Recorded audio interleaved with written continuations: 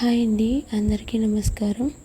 So చాలా రోజులుగా నేను వీడియోస్ ఎందుకు పెట్టట్లేదు, చాలా మందికి తెలుసు, కొంతమందికి ఈ తెలియని వీడియో వాళ్ళ అయితే కోసం చాలా అంటే చేశానన్నమాట. అందరికీ ఆల్రెడీ నేను చెప్తూ వస్తూనే ఉన్న విషయం ఇది ఏంటంటే నాన్నకి సడన్గా మే 28 హెల్త్ అప్సెట్ అయిందనమాట.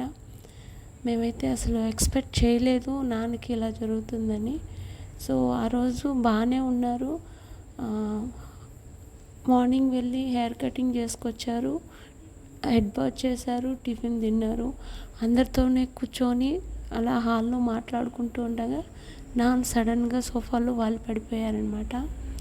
సో ఇంకా మాకేమీ అర్థం కాక మేమైతే హాస్పిటల్కి తీసుకెళ్ళాం, తిరుపతికి. సో హాస్పిటల్లో అడ్మిట్ చేసిన తర్వాత మాకు తెలిసింది నాన్నకి సివియర్ బ్రెయిన్ స్ట్రోక్ అనేది వచ్చిందని. సో నాన్న అయితే ఎలా అయిపోయారంటే ఇంటి దగ్గర అసలు ఏమీ మాట్లాడలేదు, చలనం లేదు. సో వెంటనే హాస్పిటల్కి తీసుకెళ్తే ఐసీయూలో అడ్మిట్ చేయమని చెప్పారనమాట. సో అప్పుడే నాన్నకి ఇలా అయిందని తెలిసింది. సో మమ్మల్ని ఎవరిని కూడా నాన్న అసలు ఐడెంటిఫై చేయలేదు, మేము ఎవరం అనేది కూడా ఆయనకి తెలియలేదన్నమాట. అలా అయిపోయింది. ఒక 2 days తర్వాత వాళ్ళే మమ్మల్ని చెప్పారనమాట, ఇలా మీ వాళ్ళు వచ్చినారు అని. సో అలా చూసి కామ్గా అయిపోయారు. తర్వాత కొద్దిగా రికవరీ అవుతూ వస్తున్నారు.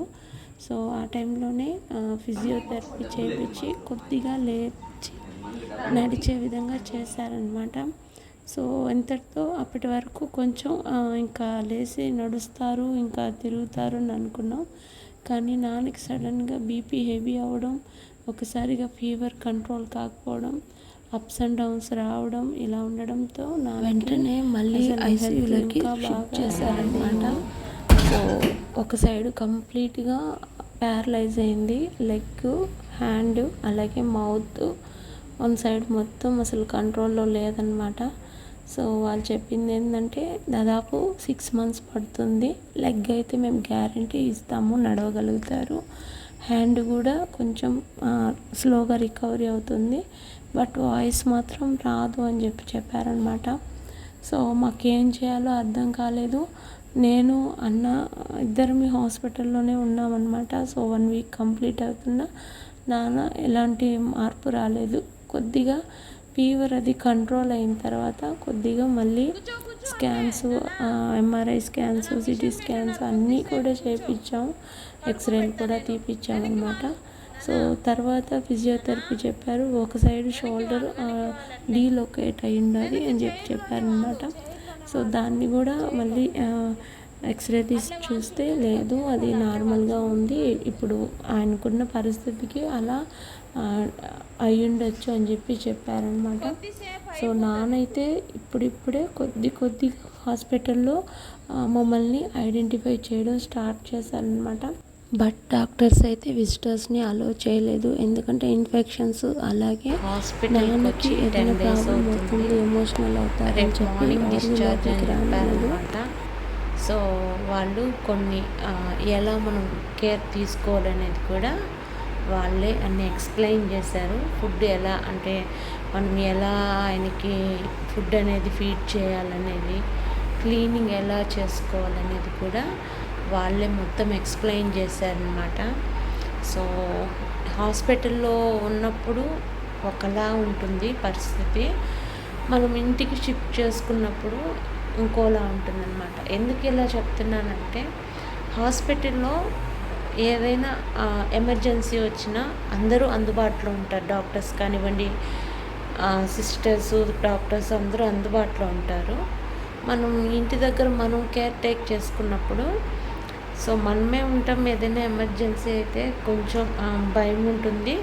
అందులో లాంగ్ కాబట్టి హాస్పిటల్ ఉండేది, కొంచెం జాగ్రత్తగా ఉండాలి. సో అదొక మెయిన్ థింగ్. ఇంకోటి ఏంటంటే ఇక్కడ ప్రతిదీ వాళ్ళే చూసుకుంటున్నారనమాట ప్రజెంటు.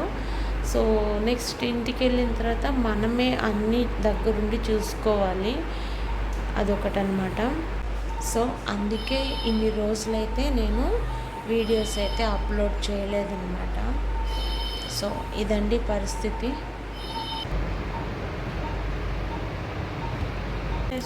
నామాలు ఇవాళ డిశ్చార్జ్ అయితే చేస్తామంటున్నారు. నాన్నకి ఫీవర్ కొంచెం కంట్రోల్ అయ్యింది, అలాగే బీపీ కూడా కొద్దిగా జస్ట్ కొద్దిగా లైట్గా మాత్రమే కంట్రోల్ అయిందనమాట. సో ఇంకా నా ఇంటికి వెళ్ళిపోదాంలే, ఇంటికి వెళ్ళిపోదామా, ఇంటికి వెళ్ళిపోదామా, సరే వెళ్ళిపోదాం. ఇక్కడే ఉన్నాయి, ఆడికి పోలే, ఇంటికి వెళ్ళిపోదాం. సో డిశ్చార్జ్ ముందు కొన్ని టెస్ట్లు అయితే నాన్నకు చేశారు అనమాట. అలాగే కొన్ని స్కాన్లు కూడా తీశారు, ఇంకేదైనా ప్రాబ్లం ఉందా అని. తర్వాత బ్లడ్ టెస్ట్, యూరిన్ టెస్ట్లు ఇవి కూడా తీశారనమాట. సో ఫైనల్గా డాక్టర్ వచ్చి ఒకసారి చెక్ చేసి ఇంకా ఇంటికి వెళ్ళొచ్చు అని అంటే తీసుకెళ్ళడమే. సో అందుకని చెప్పి నాన్నకైతే ఇక్కడ నేను వెట్ క్లాత్ అయితే పెడుతున్నాను. ఇంకా అన్న బిల్ సెటిల్ చేయడానికి అని చెప్పి వెళ్ళారనమాట. సో వచ్చే లోపల నాన్నని ఇలా రెడీ చేద్దామని చెప్పి వెట్ క్లాత్ అయితే క్లీన్ చేస్తున్నాను.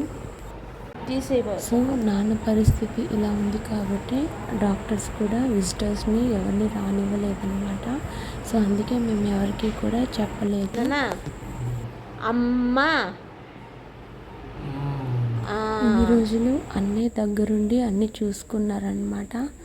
సో ఇంకా మేము స్టార్ట్ అయిపోయాము, డిశ్చార్జ్ చేసి ఇంటికైతే తీసుకొచ్చామన్నమాట. సో